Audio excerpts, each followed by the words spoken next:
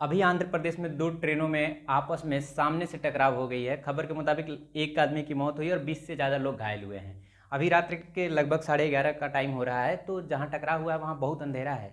लोगों को निकाला जा रहा है, वहाँ के करीब के जो लोग हैं वो लोगों को सहायता कर रहे हैं और रेस्क्यू चल रहा है। तो अभी क्लियर नहीं हो पा रहा कितने लोग घायल हैं और कितने का नुकसान हुआ है। ये इस साल बहुत ज़्यादा रेलवे एक्सीडेंट हुआ है। 4-5 महीने के अंदर ही 6-7 एक्सीडेंट हो गए, जिस कारण हमने सोचा कि साइंस के नज़रिए से देखा जाए आखिर ऐसा हो क्यों रहा है। 3-4 एक्सीडेंट है जो हमने लिया है। बिहार बक्सर में जो ट्रेन जो पटरी से उतर चुकी थी, पश्चिम बंगाल में 2 मालगाड़ियाँ आपस में टकरा गई थी, यूपी मथुरा में तो ट्रेन प्लेटफॉर्म पे ही चढ़ गई थी। ये थोड़ी सी अजीब घटना थी। और उड़ीसा में जो ट्रेन एक्सीडेंट हुआ था वो बहुत ही गंभीर था। तो अब जानते हैं इसका कारण क्या था। दरअसल बिहार बक्सर जो ट्रेन था उसके एक्सीडेंट का कारण पता चला कि उसमें जो जो रेल है वो फेल हुआ था, यानी कि जो उसका जो ट्रेन की पटरियां थी उनकी खराबी के चलते हुआ था। यानी कि ह्यूमन एरर नहीं था, ये रेलवे का जो हमारा डिजाइन है, स्ट्रक्चर है, उसके फेलवर के कारण हुआ था। दरअसल उस साइड की रेलवे ट्रैकिंग है वो जो बहुत पुरानी हो चुकी है, उस टेक्नोलॉजी भी बहुत पुरानी है, उसका जो रेलवे लाइन है उसमें मरम्मत अच्छे से नहीं हो पाई, जिस कारण उसका फेलवर हुआ। और यूपी मथुरा की बात करें तो ये ट्रेन प्लेटफॉर्म पे चढ़ गई, तो ये ह्यूमन एरर है। ह्यूमन एरर या फिर यूं कहें तो इसको हम लोग रॉन्ग सिग्नल भी कह सकते हैं कि अगर सिग्नल दिया जाता है या फिर ट्रैक की लाइन जो बिछाई जाती है उस पर क्लियर नहीं था कि वो प्लेटफॉर्म तक जा पाएगी। और उसके बाद उड़ीसा ट्रेन एक्सीडेंट की बात करें तो इसमें भी बाद में पता चला रिसर्च के बाद कि ये ह्यूमन एरर और रॉन्ग सिग्नल था। यानी कि जो सिग्नल दिया गया वो भी गलत हो सकता है और ह्यूमन एरर भी इसमें कई शामिल थी। ह्यूमन एरर का सबसे बड़ा एग्जाम्पल हाल ही में हुआ था, जो पंजाब में हुआ था, अमृतसर में हुआ था शायद, हाँ, जोड़ा फाटक। वो वहाँ तो सर हम बचपन में बिता चुके हैं। जोड़ा फाटक में हुआ था। वहाँ क्या है कि 2 लाइनें गुजरती हैं और बीच में थोड़ा सा गैप है। और दशहरे का दिन था, रावण जल रहा था, तो समय भी था 7 से 8 बजे संध्या का टाइम था जिस समय रावण जलाया जाता है। तो लोग, रेलवे ट्रैक ऊंचाई पे है तो लोग सोचे कि ऊंचाई पे चढ़ जाते हैं, वहाँ से विजिबिलिटी अच्छी रहेगी तो हम रावण को जलता देखेंगे। और शोर ज़्यादा थी तो ट्रेन आई तो लोगों को सुनाई नहीं दिया और लोग कुचले गए। हालांकि ट्रेन के अंदर का एक्सीडेंट नहीं था, ये एक्सटर्नल एक्सीडेंट था। बहुत ही ज़्यादा लोग, जान माल की बहुत ज़्यादा नुकसान हुआ था। ये 2-4 एग्जाम्पल थे। अब ट्रेन के बारे में थोड़ी सी साइंटिफिकली जानते हैं क्या है, उसके बाद हम क्वेश्चन आंसर पे जाएंगे। अभी जो आंध्र प्रदेश में हुआ है घटना उसकी जानकारी आ रही है, कल सुबह तक आ जाएगी, उसको भी हम आपके साथ साझा करेंगे। देखिए, ह्यूमन एरर इसलिए आ रहा है कि भारत में जितना भी रेल ट्रैकिंग बिछाई गई हैं वो समय अनुसार उन पे मरम्मत नहीं हो पा रही। जहाँ तक देखा जाए तो हमारे यहाँ भी देखी जाती है कि एक छोटी लाइन एक बड़ी लाइन है, तो छोटी लाइन का मरम्मत बहुत कम होता है, लेकिन जब आपातकाल का सिचुएशन आता है तो छोटी लाइन का उपयोग किया जाता है। हाल ही में मैं जब गया था बिहार, मेरा घर बिहार में पड़ता है, तो जब मैं दिल्ली से बिहार जा रहा था तो गोरखपुर वाला लाइन से हम जाते हैं तो वो लाइन ट्रैक बन रही है, क्योंकि छठ का सीजन आने वाला है तो छठ में वो ट्रैक बिजी चलता है, वो पूरी रूट बिजी चलती है, तो इसलिए उसकी मरम्मत चल रही थी।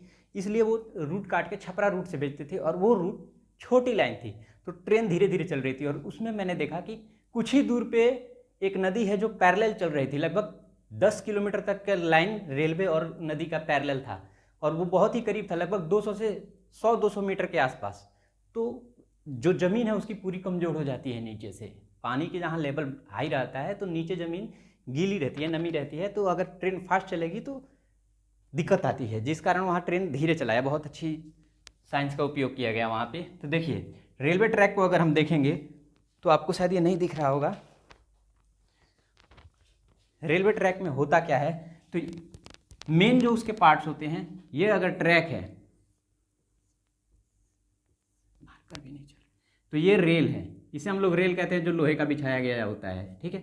और ये जो आप देखेंगे पहले लकड़ी का बिछाया जाता था, लेकिन अब कंक्रीट का इस्तेमाल किया जाता है जिस पर ये माउंट होती हैं, ठीक है। तो इसे हम लोग स्लीपर कहते हैं, ठीक है। और इनको जो फिक्स किया जाता है, फास्टनर से फिक्स किया जाता है, माउंटिंग किया जाता है। और जब ये रेल जो है एक फिक्स लेंथ में आती हैं, जब इनको जोड़ा जाता है तो वेल्डिंग प्रोसेस से जोड़ा जाता है और उस वेल्डिंग प्रोसेस को थर्मिस्ट वेल्डिंग प्रोसेस कहते हैं। थर्मिस्ट वेल्डिंग इसलिए किया जाता है क्योंकि वो बहुत ही हार्ड होता है और बहुत ही ज़्यादा स्ट्रेंथ देता है। और इस वेल्डिंग में जो मटेरियल इस्तेमाल करते हैं तो मेटल ऑक्साइड का इस्तेमाल करते हैं और एल्युमिनियम पाउडर का इस्तेमाल करते हैं इसकी वेल्डिंग में। और ये ह्यूमन वेल्डिंग प्रोसेस है, मानव के द्वारा वेल्ड किया जाता है, मशीनरी वेल्ड नहीं होती। और इस पर जब ट्रेन चलती है ना तो उसको सिग्नल दिया जाता है कि आपका लाइन क्लियर है कि नहीं। तो पहले ये लोगों के द्वारा दिया जाता था, लेकिन अब ये टोटल आधुनिकीकरण हो चुका है। यानी कि अगर ट्रेन जाती है तो आप बगल में लाइट देखे होंगे तो वो रेड क्रॉस करती जाती है जब तक इस प्लेट जब तक इस रेल पे कोई दूसरी ट्रेन होती है, यानी पीछे वाली ट्रेन जब देखेगी भाई ये सिग्नल रेड जल रहा है, तो ये ट्रेन यहीं से स्लो हो जाएगी या रुक जाएगी, क्योंकि आगे इस पे ट्रेन है। जब ये ट्रेन गुजर जाएगी तो ये लाइटिंग सिग्नल देते हैं कि ये पूरी लाइन खाली है, आप आगे बढ़ सकते हैं। इसमें अगर एरर होती है, अगर इसमें एरर आता है तो इसे हम सिग्नल एरर कहते हैं, ठीक है। और पहले अगर ये लोग काम आदमी करते थे तो ये ह्यूमन एरर होता था। अब साइंस की बात करें तो इसमें थोड़ा सा जान लेते हैं कि आखिर काम क्या कैसे करता है। एक बहुत अच्छी चीज़ मेरे को याद है, सोचा आपको बताऊं। आपने देखा होगा कि रेल के जो पहिए होते हैं वो फिक्स होते हैं, ऐसा नहीं होता कि वो अलग अलग घूमते हैं।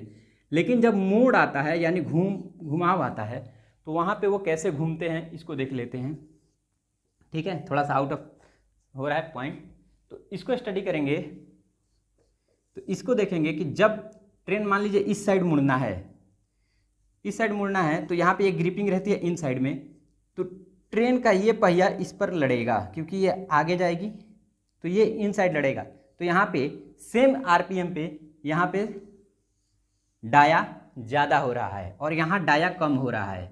तो रूल भी कहता है कि जो इन साइड व्हील होता है वो कम घूमता है और आउटसाइड व्हील होता है वो ज़्यादा घूमता है। क्यों? क्योंकि आउटसाइड को ज़्यादा पाथ या ज़्यादा डिस्टेंस कवर करना रहता है। तो सेम आरपीएम पे अगर आप इसको कैलकुलेट करेंगे तो डिस्टेंस ज़्यादा आएगा। क्यों? क्योंकि डाया ज़्यादा है और इसका डाया कम होता है, जिस कारण यहाँ पे डिस्टेंस कम आता है, ठीक है। और फेल्यूर की बात करें तो फेल्यूर से बचने के लिए पटरियों पे पत्थर बिछाए जाते हैं। जो छोटे छोटे पत्थर होते हैं उन्हें ब्लास्टर कहते हैं। रेलवे ट्रैक में ब्लास्ट कहते हैं, ब्लास्ट कहते हैं। ये पत्थर इसलिए बिछाए जाते हैं कि अगर हम डायरेक्ट जमीन पे बिछाएंगे तो जब रेलगाड़ी तेज़ी से गुजरती है तो उसमें बहुत ज़्यादा मास होता है, यानी बहुत ज़्यादा वेट होता है, तो वो बहुत ही ज़्यादा वाइब्रेशन पैदा करती है और बहुत ज़्यादा नॉइज़ यानी साउंड भी पैदा करती है।